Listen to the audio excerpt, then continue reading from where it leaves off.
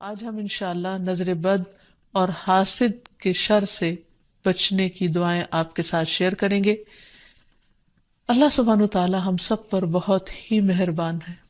اس نے ہمیں پیدا کیا اور وہ جانتا ہے کہ ہمارے لیے کیا بہتر ہے اور کیا نہیں، اور اس کے لیے اس نے ہمارے لیے ایک بہترین دین بھیجا، اور صرف کتابی شکل میں نہیں بلکہ عملی شکل میں محمد صلی اللہ علیہ وسلم کی صورت میں، کہ انہوں نے ہر وہ چیز کر کے دکھائی، سکھائی، سمجھائی جو ہمارے لیے فائدہ مند ہے، اور اس سلسلے میں ہمیں بعض ان حقیقتوں کے بارے میں بتایا اور ان کی اصل حقیقت بتائی جو اس کے بغیر ہم جان ہی نہیں سکتے تھے۔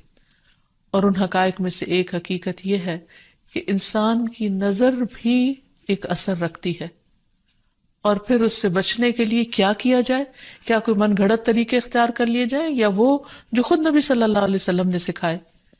کیونکہ اگر ہم وہ طریقے اختیار کریں گے جو رسول اللہ صلی اللہ علیہ وسلم نے خود اختیار کیے یا اختیار کرنے کا حکم دیا، تو اس میں ہمارے لیے بھلا ہی بھلا ہے، فائدہ ہی فائدہ ہے، کیونکہ وہ موسٹ اوتھینٹک چیزیں ہیں، موسٹ ایکوریٹ چیزیں ہیں، کیونکہ اس کا سورس وحی الہی ہے، اور باقی چیزیں انسانوں کا علم ہے، کہاں انسانوں کی عقل یا تجربات اور مشاہدات، اور کہاں اللہ رب العزت کی بھیجی ہوئی تعلیم۔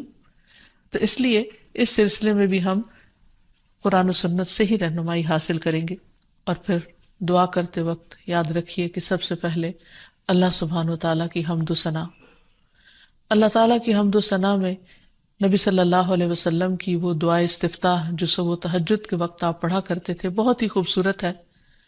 اس میں بہت ہی عمدہ انداز سے آپ صلی اللہ علیہ وسلم اللہ تعالیٰ کی حمد بیان کرتے ہیں۔ الفاظ ہیں کچھ یوں: اللہم لک الحمد انت قیم السماوات والارض ومن فیہن، ولک الحمد لک ملک السماوات والارض ومن فیہن، ولک الحمد انت نور السماوات والارض، ولک الحمد انت الحق ووعدک الحق ولقاؤک حق وقولک حق والجنة حق والنار حق والنبیون حق ومحمد صلی اللہ علیہ وسلم حق والساعة حق۔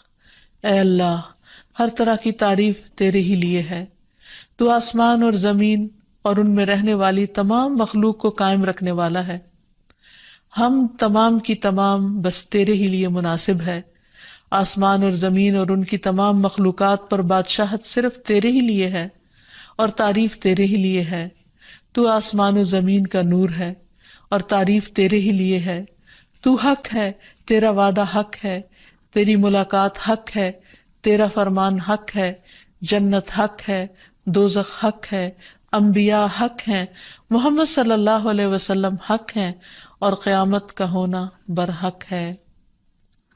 اور پھر اللہ تعالیٰ کی حمد و ثنا کے بعد درود شریف کا پڑھنا دعاؤں کی قبولیت کا ذریعہ بنتا ہے۔ تو اس لیے جب بھی اللہ تعالیٰ کو پکاریں، اللہ تعالیٰ سے قبولیت کا یقین رکھتے ہوئے اس کو پکاریں، اور خصوصاً زندگی میں پیش آنے والی ان مشکلات کو جن کا سبب معلوم ہو، اور ان مشکلات میں بھی جن کا ہمیں سبب معلوم نہیں، ان سب کو دور کرنے کے لیے اللہ تعالیٰ کی مدد لیں۔ جہاں تک نظر بد کی حقیقت کا تعلق ہے تو اس کے بارے میں نبی صلی اللہ علیہ وسلم نے ہمیں بتایا ہے۔ آپ نے فرمایا العین حق، کہ نظر لگنا برحق ہے، یعنی انسانی نظر کے اندر ایسی ریز ہوتی ہیں، ایسی تاثیر ہوتی ہے جو دوسرے کے اوپر جا کر اثر انداز ہوتی ہے اور اس کو نقصان پہنچا سکتی ہے، لیکن یہ ہوتا ہے اللہ کے اذن سے، اللہ کے حکم سے۔ اللہ تعالیٰ جس چیز میں چاہے خیر رکھ دے، جس چیز میں چاہے تکلیف کا عنصر رکھ دے، اور اس کے ہر فیصلے میں خیر و بھلائی ہی ہے۔ جو کچھ ہوتا ہے وہ اسی کے حکم سے ہوتا ہے۔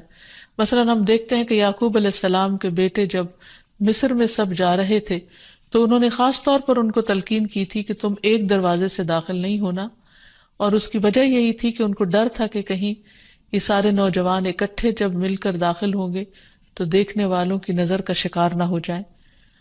تو انہوں نے کہا وَمَا أُغْنِيَ عَنكُم مِّنَ اللَّهِ مِن شَيْءٍ إِنِ الْحُكْمُ إِلَّا لِلَّهِ عَلَيْهِ عليه توكلت وعليه فليتوكل المتوكلون. تو انہوں نے کہا کہ میں تمہیں یہ ترکیب ہی بتا سکتا ہوں، لیکن میں تم سے اللہ کی طرف سے آنے والی کوئی چیز ہٹا نہیں سکتا.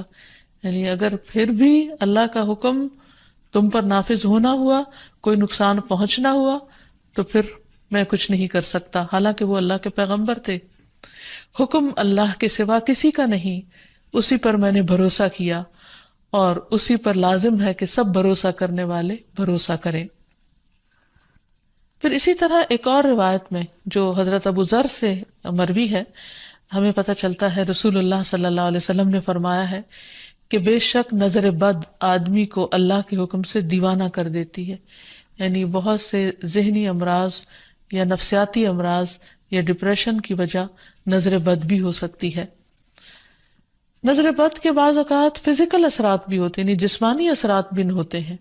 مثلا ایک روایت میں آتا ہے کہ ام سلمہ رضی اللہ تعالیٰ عنہا کہتی ہیں کہ نبی صلی اللہ علیہ وسلم نے ان کے گھر میں ایک لڑکی دیکھی جس کے چہرے پر نظر بد کی وجہ سے کالے دھبے پڑ گئے تھے، یعنی چہرے کا رنگ خراب ہو چکا تھا. تو نبی صلی اللہ علیہ وسلم نے فرمایا کہ اس پر دم کرو کیونکہ اس سے نظر بد لگ گئی ہے. تو اس سے بھی پتہ چلتا ہے کہ نظر بد جسمانی بیماریوں یا جسمانی حالت میں تغییر کا سبب بھی ہو سکتی ہے. پھر آپ نے یہ بھی فرمایا کہ نظر بد آدمی کو اللہ کے حکم سے دیوانہ کر دیتی ہے، حتیٰ کہ بعض اوقات انسان اونچی جگہ پر چڑھتا ہے اور پھر وہاں سے گر پڑتا ہے. یعنی بعض اوقات بچے آپ نے دیکھا ہوگا کہ کھیل رہے ہوتے ہیں، اچھے بھلے کھیل رہے ہوتے ہیں، ایک دم ماں باپ دیکھ کر خوش ہوتے ہیں، اچانک وہ ایسی چیز سے جا ٹکراتے ہیں کہ بعض اوقات بڑے بڑے حادثات ہو جاتے ہیں. تو ایسی صورت میں جب بھی انسان کسی چیز کو دیکھے جس پر دل خوش ہونے لگے تو فوراً ماشاء اللہ پڑھے، اللہ کا ذکر کرے، تو پھر نظر کے برے اثرات سے محفوظ رہا جا سکتا ہے. پھر اسی طرح بعض اوقات بچے بلا وجہ رونا شروع کر دیتے ہیں اور چپ ہی نہیں ہوتے، تو اس میں بھی نظر بد کا اثر ہوتا ہے. حضرت عائشہ کہتی ہیں کہ ایک مرتبہ نبی صلی اللہ علیہ وسلم تشریف لائے تو ایک بچے کے رونے کی آواز سنی. آپ نے فرمایا کہ یہ بچہ کیوں رو رہا ہے؟ تم اس کی نظر کیوں نہیں اتارتے؟ یعنی اس پر ایسے اذکار پڑھے جائیں کہ جس کی وجہ سے اس کی یہ تکلیف دور ہو جائے. پھر اسی طرح بچوں کا کمزور ہونا، ان کی صحت درست نہ ہونا. آپ صلی اللہ علیہ وسلم نے حضرت اسماء بنت امیس سے کہا، کیا بات ہے کہ میں اپنے بھائی جعفر کے بیٹوں کے جسموں کو دبلا پتلا دیکھ رہا ہوں، یعنی ان کی صحت اچھی نہیں ہے، کیا انہیں فقر و فاقہ رہتا ہے، یعنی کھانے کو کچھ نہیں ملتا؟ انہوں نے عرض کیا، نہیں، بلکہ انہیں بہت جلد نظر لگ جاتی ہے. آپ نے فرمایا انہیں دم کرو. انہوں نے آپ کے سامنے چند کلمات پیش کیے تو آپ نے فرمایا انہیں دم کرو، یعنی ان کلمات کے ساتھ دم کرو. وہ کلمات انشاءاللہ آگے بتائے جائیں گے. پھر اسی طرح بعض اوقات نظر بد کی وجہ سے جان بھی خطرے میں پڑ جاتی ہے یا انسان شدید بیمار ہو جاتا ہے. اور آپ صلی اللہ علیہ وسلم نے خصوصی طور پر ایک موقع پر جب ایک صحابی نے دوسرے کو دیکھا تو ان کی طبیعت خراب ہو گئی، تو آپ صلی اللہ علیہ وسلم نے خود ان کے سینے پر 3 دفعہ ہاتھ مارا اور یہ دعا پڑھی، اللہم اذھب عنہ حرہا وبردہا ووصبہا، اے اللہ اس کی گرمی اور سردی اور بیماری اور لاغری دور کر دے.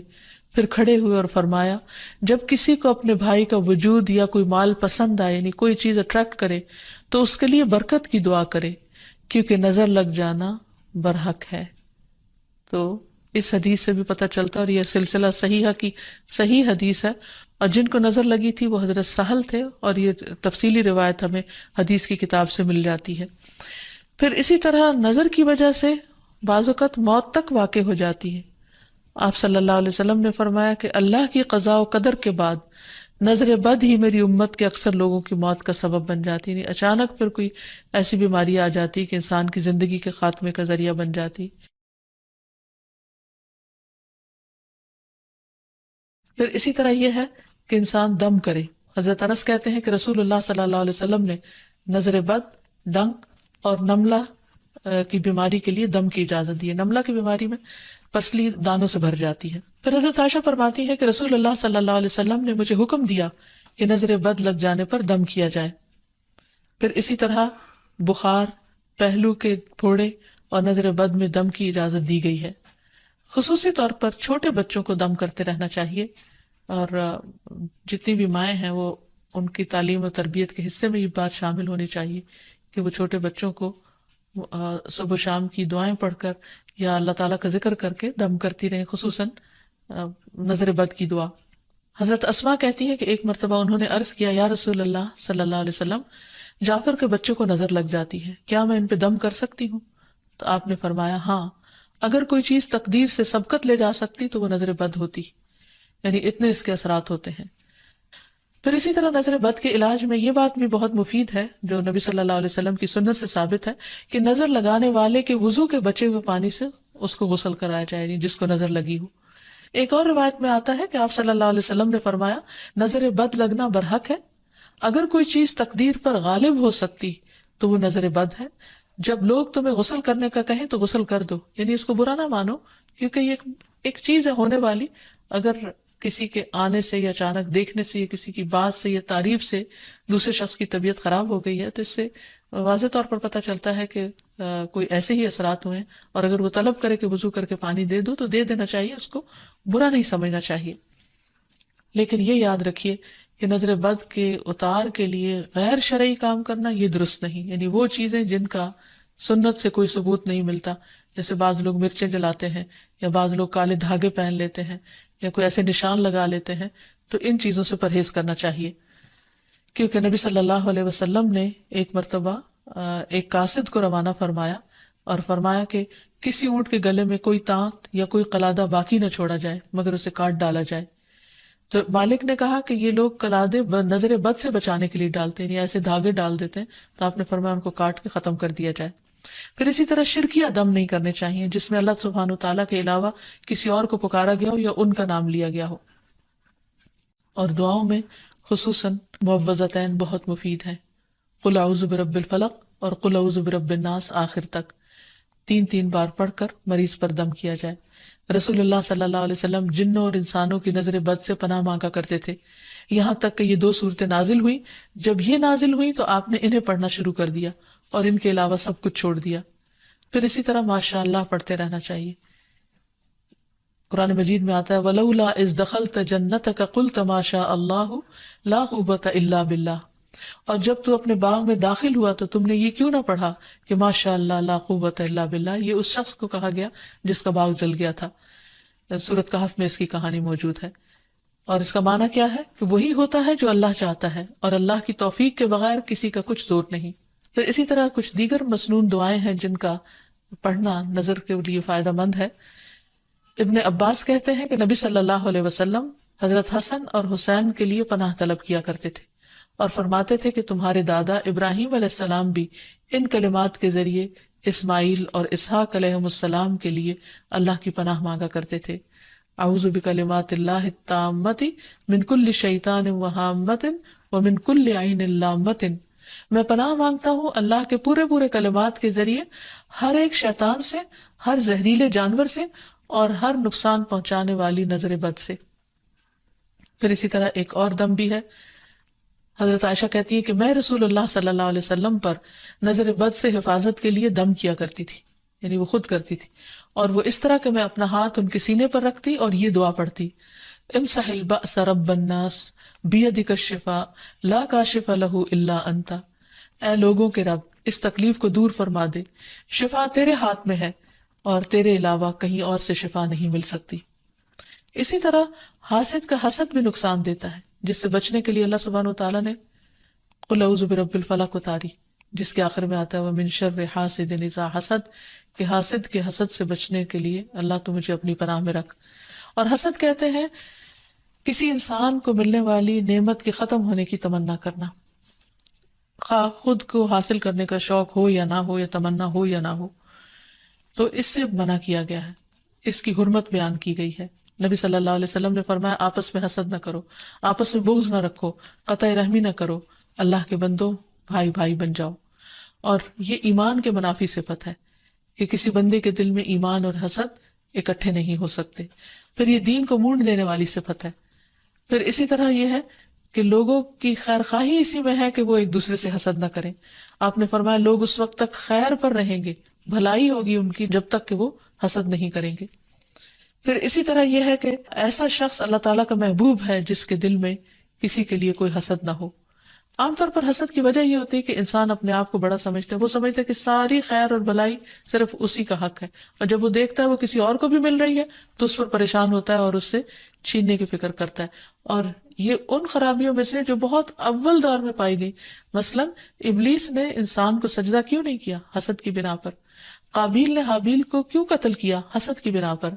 تو اسی طرح کسی بھی انسان کے اندر جب تکبر آتا ہے، غرور آتا ہے، ابلیسی صفات آتی ہیں، تو وہ یہ سوچتا ہے کہ اس کا مقام اور مرتبہ بس اسی کو ملے، کسی اور کی طرف نہ جائے. یا کسی کو بھی اگر نعمت ملے تو وہ اس پر جالس ہو جاتا ہے. اور یہ بنیادی طور پر اس کی وجہ دنیا کی محبت کا زیادہ ہونا ہے.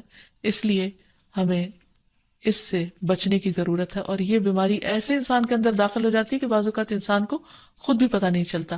تو اس لیے اللہ سبحانہ وتعالیٰ سے دعا کرتے رہنا چاہیے، اور اس معاملے میں انسان کو اللہ پر بھروسہ بھی کرنا چاہیے، اور پھر اللہ تعالیٰ کی پناہ مانگنی چاہیے کہ اللہ تعالیٰ اپنی حفاظت میں رکھے. کیونکہ اللہ تعالیٰ فرماتے ہیں میرا محبوب بندہ اگر مجھ سے مانگتا ہے تو میں اسے دیتا ہوں، اور اگر وہ کسی دشمن یا شیطان سے میری پناہ مانگتا ہے تو میں اسے محفوظ رکھتا ہوں. پھر اسی طرح یہ ہے کہ حاسدوں سے نعمت کو چھپانے کی کوشش کرنا چاہیے. جب انسان کو یہ پتا ہو کہ کوئی شخص ایسا ہے جو اس کی نعمت پر خوش نہیں ہوتا تو ان کے سامنے پھر اس کا اظہار نہیں کرنا چاہیے.